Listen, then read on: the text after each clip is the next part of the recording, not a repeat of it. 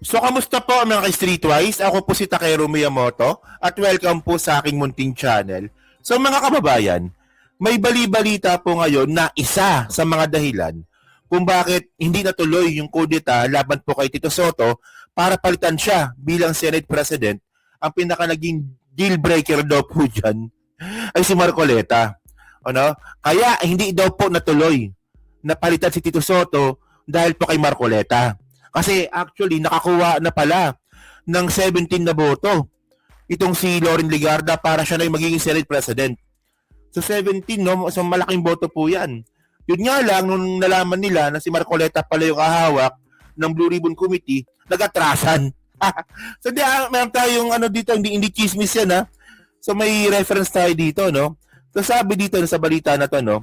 Marcoleta's comeback bid, a deal breaker in failed Senate co-op.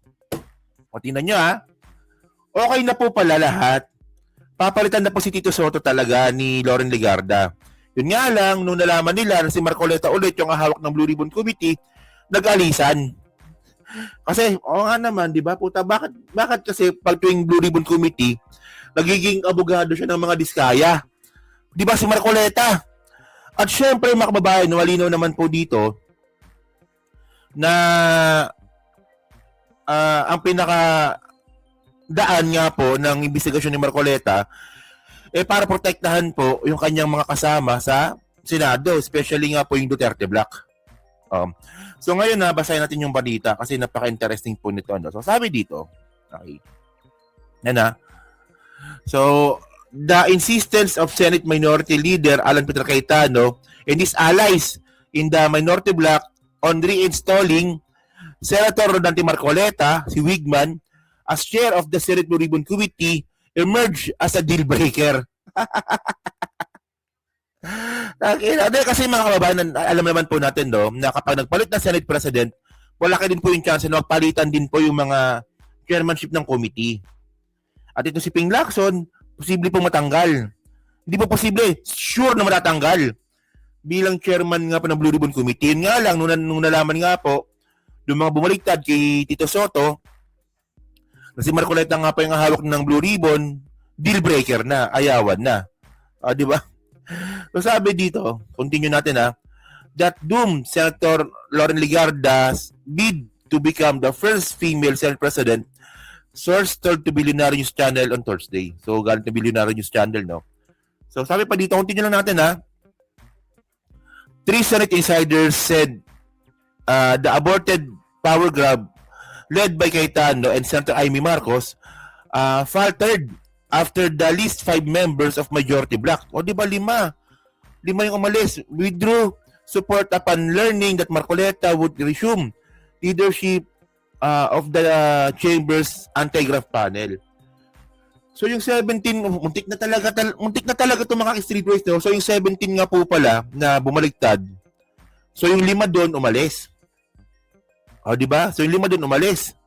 Para nga po balitaan si Tito Sotto nung nalaman nga nila at na si Marcoleta pala nga hawak ulit ng Blue Ribbon Committee. So syempre bali matitira doon 12. So pag natira yung 12, so ang problema nila, si Bato hindi pumapasok, hindi makakaboto. So magiging 12-11 po 'yon. So talo pa rin sila. Muntik na talaga gabuhok na lang talaga, papalitan na pala si Tito Sotto, di ba? So sabi pa dito, okay, BNC earlier learned that at least 17 senators had signified support for a leadership change that would have unseated Senate President Sotto III during Wednesday plenary session and elevated Legardas as the 24th member, Chamber's first female leader. Okay. Ngayon, ang sinasabi nga po dito, may 17 na raw po talaga na bumaliktad na. So, ibig sabihin nun, kung yung majority nga po ngayon, ilan ba sila? 14 ata, di ba? Wait, ito. Ito yung majority ngayon 1, 2, 3, 4, 5, 6, 7, 8, 9, 10, 11, 12. So 15 sila pala. Dito 15. So, ibig sabihin nito, sa 15 po na to, kung 17 po, no? So, siyam sa minority. So, merong 8. Puta, no, matindi pala, no? So may 8 pa lang bumaliktad dito. Para palitan natin na si Tito Soto. Tama, di ba? 17 eh. Kung 17 na po yung boto, so ibig sabihin nun, siyam sa minority block. No? Kasi siyam yung minority block ngayon eh. So merong 8. So ngayon ito yung nakikita kong 8 ah. So number 1 dito si Pia Cayetano. Sure yan, babaliktad po yan. Dahil po sa kapatid niyang si Alan Peter Cayetano na nasa minority. Yan. Si Pia Cayetano, si JB Ejercito. Malamang isa yan sa mga bumaliktad. Kailangan natin dito 8 eh. O tapos, Lito Lapid. Yan. Kung saan yung majority, doon lang yan eh. O, walang paninindigan yan. So, 3.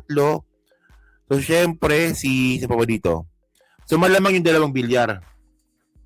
O, kasi alam naman po natin na kinasuhan po yung 2 bilyar ngayon ng SEC. No? Kinasuhan sila ngayon eh. Pero, ako lang nga, pero kung totoo to, kasi 17 daw po eh. Di ba 17 daw? Oh, so ngayon na, dyan sa comment section, sa tingin ninyo sino kaya yung 8 na bumaliktad na sinabi nga po ng Billionaire News Channel, di ba? So ngayon, continue natin. Sabi pa dito, continue lang natin. Sabi dito, okay, Cayetano Group was actually able to convince allies of Soto to jump ship. They already have the numbers to elect Legarda, as Senate President one source said. O, di ba? Talagang talaga eh. Papalitan na talaga si Tito Soto. Yun nga lang, nag-alisa nung si Marcoleta yung... So ngayon na, base po dito sa news article din po ng Billionaire News Channel, malinaw din po na pasimuno ng kudeta ay si Cayetano at saka si Amy Marcos. Di ba? Kapal lang mukha ni Amy Marcos, no? Putang nga lang yan, no? Kapal lang mukha. Oh. So sabi pa dito, no, but several of them withdrew when they told that Marcoleta would regain the leadership of the Blue Ribbon Committee. They were uneasy given this previous stint as chair.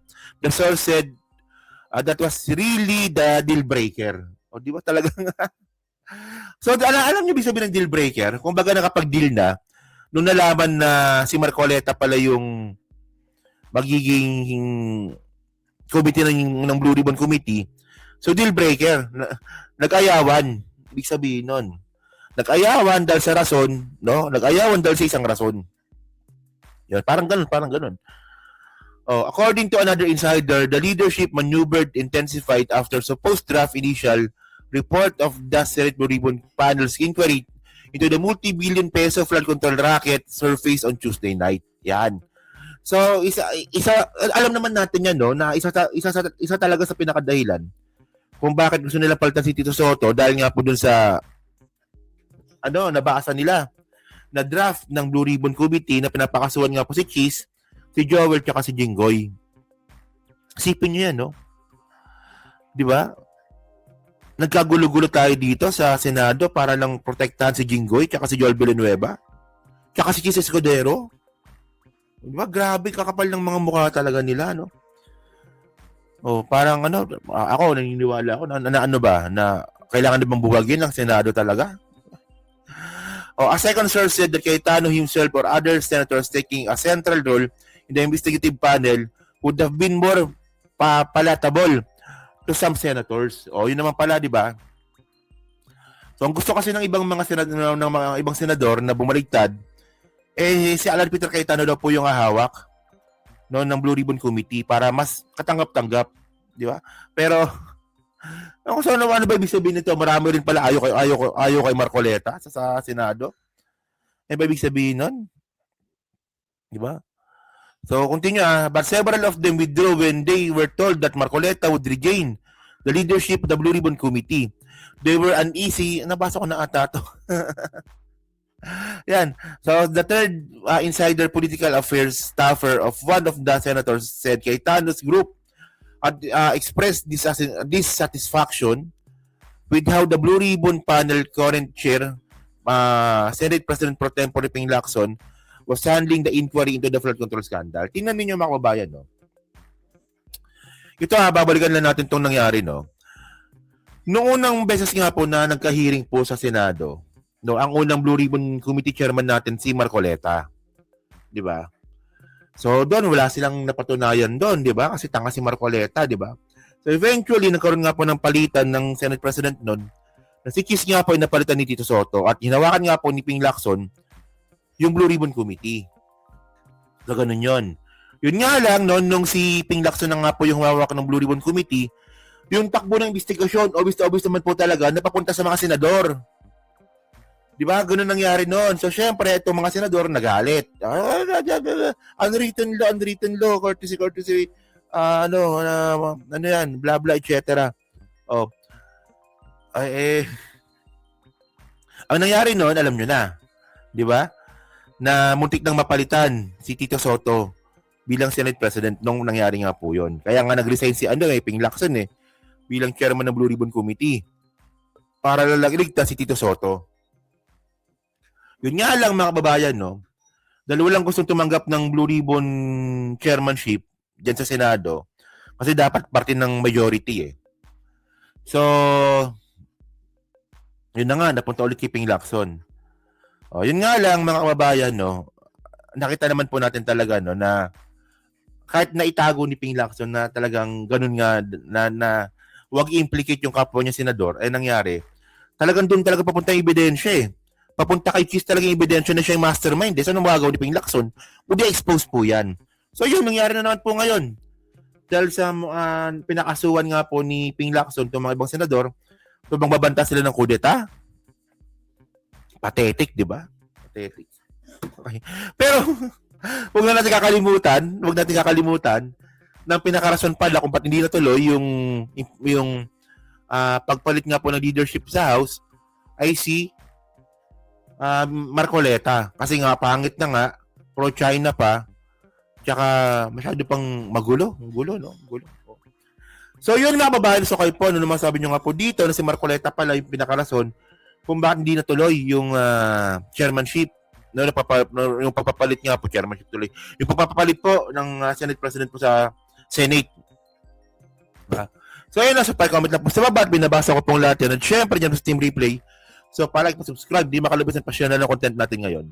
So, thank you mga kababayan. Kita na ulit tayo sa susunod nating content. So, thank you. Salamat and bye-bye.